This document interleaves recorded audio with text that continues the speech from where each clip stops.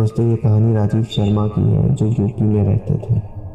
राजीव शर्मा, जिनका परिवार आधुनिक विचारधाराओं को मानने वाला था, उन्हें तंत्र मंत्र, भूत प्रेत, काला जादू, टोटके से कोई मतलब या कोई वास्ता नहीं था। इस कहानी में घटी हुई घटनाएं अक्सर आम लोगों के साथ घटी जाती है, लेकिन उन्हें अंदाज़ा तक नहीं होता कि उनके साथ होने वाले कष्ट के पीछे का कारण वास्तव में क्या है। चलिए, ये कहानी मैं उन्हीं के जैसे आज आपको बताने जा रहा हूँ। मेरा परिवार शिक्षित और आधुनिक विचारधारा वाला है।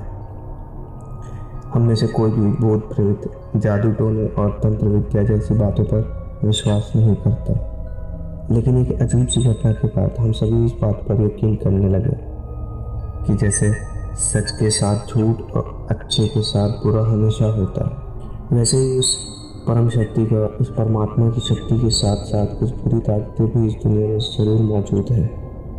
कहते हैं कि अगर माइनस ना हो तो प्लस का कोई अस्तित्व नहीं होगा। इस तरीके से शायद बुराइयां ना हो तो अच्छाइयों की कोई कीमत नहीं रह जाएगी।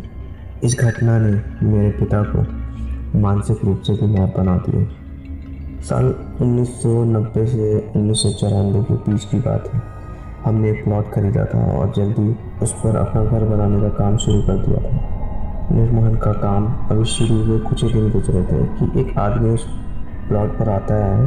देखने में वो थोड़ा सा विचित्र लगता। तो मेरी माँ, जो वहाँ पर बैठी हुई थी, उसने उनसे पूछा कि आखिरकार क्या काम है और आप है कौन।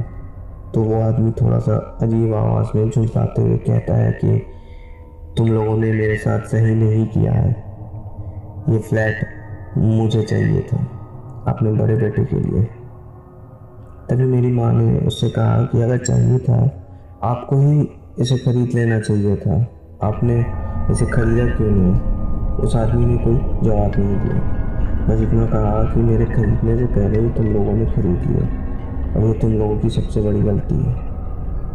तो मेरी माँ ने कहा कि अगर आपको चाहिए और आपको इतनी ही आवश्यकता है तो आप इसे हमसे खरीद लीजिए, हम दूसरा ले लेंगे। क्योंकि मेरी माँ उसकी भावनाओं को समझ रही थी, इसलिए उसकी भावनाओं की कदर रखते हुए उन्होंने उससे कहा कि अभी भी आप इसे खरीद सकते हैं। लेकिन वो आदमी झुंझलाते हुए बोला कि अब बहुत देर हो चुकी है, क्योंकि ये फ्लैट अब तुम लोग हमें जितने में खरीदे हो उससे कम में तो दोगे नहीं, और मैं इस फ्लैट को पौने पौने दाम में खरीदने वाला था। मेरी माँ को कुछ समझ में नहीं आया और उन्होंने उससे कहा कि ठीक है, अब आप जाइए, अब हमें इसे बेचना नहीं है और आपको इसे खरीदना नहीं है। वो आदमी वहाँ से बुरी तरीके से गुस्साता हुआ चला गया, लेकिन जाते जाते वो पता नहीं क्या गड़बड़ा रहा था, लेकिन उसकी आवाज़ बड़ी ही विचित्र लग रही थी। धीरे धीरे समय बीतता गया और घर बन करके खड़ा हो गया। अभी पूरी तरीके से घर तैयार नहीं हुआ था, प्लास्टर भी नहीं था, लेकिन हम उसमें शिफ्ट हो गए। शिफ्ट होते ही शुरू होता है एक ऐसा माया जाल जिसे हमें समझने में शायद बहुत देर हो गई। उस दिन के बाद हमें अक्सर अपने घर के बाहर कुछ जंगली फूल और खून के छींटे दिखाई देते हैं। जैसे कि मैंने आप लोगों को बताया था कि मैं या मेरे परिवार वाले काले जादू या ऐसे किसी भी बात पर विश्वास नहीं करते थे, इसलिए हर बार हम इन चीज़ों को नज़रअंदाज कर दिया करते थे। अभी वर्तमान 1993 की बात है। एक रात करीब 1 बजे हमें ऐसा लगा कि जैसे हमारे घर की छत पर कोई लगातार पत्थर फेंक रहा है। 4-5 बार ऐसा हुआ जैसे कोई बहुत भारी मात्रा में हमारी छत पर पत्थर बरसा रहा है। हम उठे और छत पर गए तो हमने चारों तरफ देखा, हमें कोई दिखाई नहीं दिया, लेकिन हमारे छत पर पत्थर पड़े हुए थे। सुबह हमें पता चला कि ये सब शायद हमारे पड़ोसी का काम होगा, इसलिए हम लोगों ने पुलिस में शिकायत दर्ज करवा दी। लेकिन उनके खिलाफ कोई सबूत न होने के कारण और कोई भी गवाही न होने के कारण वो जल्दी हवालात से बाहर आ गए, और आने पर वो शायद हम लोगों से ज़्यादा ही चिढ़ गया था। एक ही रात बीती थी कि अगली रात मेरे पिता के पेट में बहुत तेज़ दर्द उठने लगा। जब उन्हें दर्द सहन नहीं हुआ तो उन्हें अस्पताल में भर्ती करवाया गया। डॉक्टर ने उन्हें मामूली उपचार करके और कुछ पेन किलर देकर वापस भेज दिया, लेकिन उन्होंने हमें बताया कि शायद ये पेट का या किसी गंभीर बीमारी का संकेत भी हो सकता है। हम घर तो आ गए, लेकिन अगले ही दिन मेरे पिता के पेट में वही दर्द शुरू हुआ और उन्हें फिर अस्पताल ले जाया गया। इससे पहले उन्हें कभी ऐसी परेशानी नहीं हुई थी, इसलिए हमने सोचा कि किसी और डॉक्टर को दिखाया जाए और उन्हें एक बड़े अस्पताल में भर्ती करवाया गया। वहाँ पर उनके बहुत सारे टेस्ट हुए और उसके बाद ये बात सामने आई कि उन्हें पथरी हो गई है। वो भी इस लेवल की पहुंच गई थी कि बिना ऑपरेशन के कोई उपाय नहीं था। आनंद फानंद में उनका ऑपरेशन करवाया गया, लेकिन अस्पताल से घर आने के बाद भी उनकी सेहत बहुत ख़राब रही। वो कुछ भी खा पी नहीं रहे थे, जिसकी वजह से वो दिनों दिन कमज़ोर पड़ते जा रहे थे। अब तो हालत ये हो चुकी थी कि मेरे पिता को रोज़ रोज़ रात बहुत बुरे सपने आते थे। उन्हें हर बार ऐसा लगता था कि कोई उन्हें मारने की कोशिश कर रहा है, कोई उनका गला दबा रहा है। वो उठकर बैठ जाते और चीखने चिल्लाने लगते। 2-4 दिन बीता ही था कि उनकी हालत और भी बुरी हो गई। अब वो रात में चिल्लाते हुए उठते और दीवारों पर सर लड़ाने लगते। उन्हें पकड़ पकड़ कर लिटाया जाता है।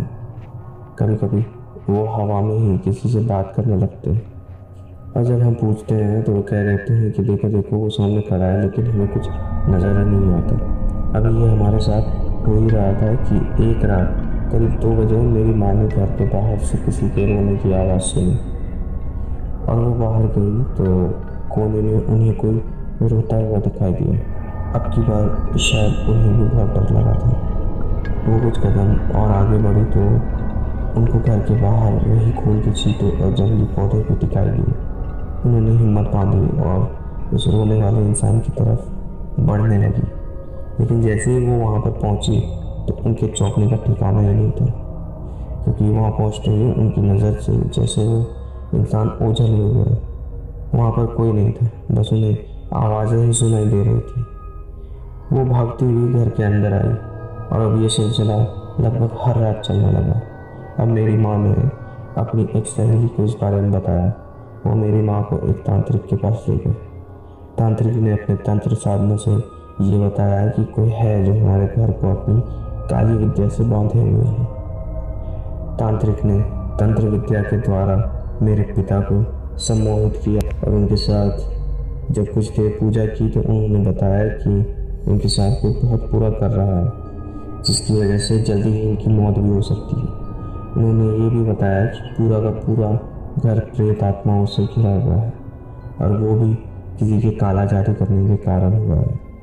उनके लगातार पूजा कराने के बाद हमें ये भी पता चला कि ये सब उसी व्यक्ति ने किया है जो हमारा प्लॉट लेना चाहता था। उसकी नीयत ही खराब थी, क्योंकि वो उस ज़मीन को अपने काले जादू के दम पर उल्टे सीधे दामों में लेना चाहता था। लेकिन शायद हमारी किस्मत ही खराब थी कि हमने उस ज़मीन को उससे पहले खरीद लिया और ये बात शायद उसे बहुत बुरी लगी थी। अब हम बहुत बुरा फंस चुके थे। 1 सप्ताह तक तो वो बाबा रोज़ रात को हमारे घर आते और साधना करते। बहुत ही मुश्किल से हमें उन काली शक्तियों से छुटकारा मिला और उसके बाद से हमने उस घर को छोड़ दिया, क्योंकि उन काली शक्तियों से छुटकारा मिलने के बाद भी हमें अजीबोगरीब एहसास होने लगे थे। तो हमने उस घर को छोड़ना उचित समझा और वहाँ से दूर दूसरे घर में रहने लगे। अब हमारा परिवार सकुशल और खुश है।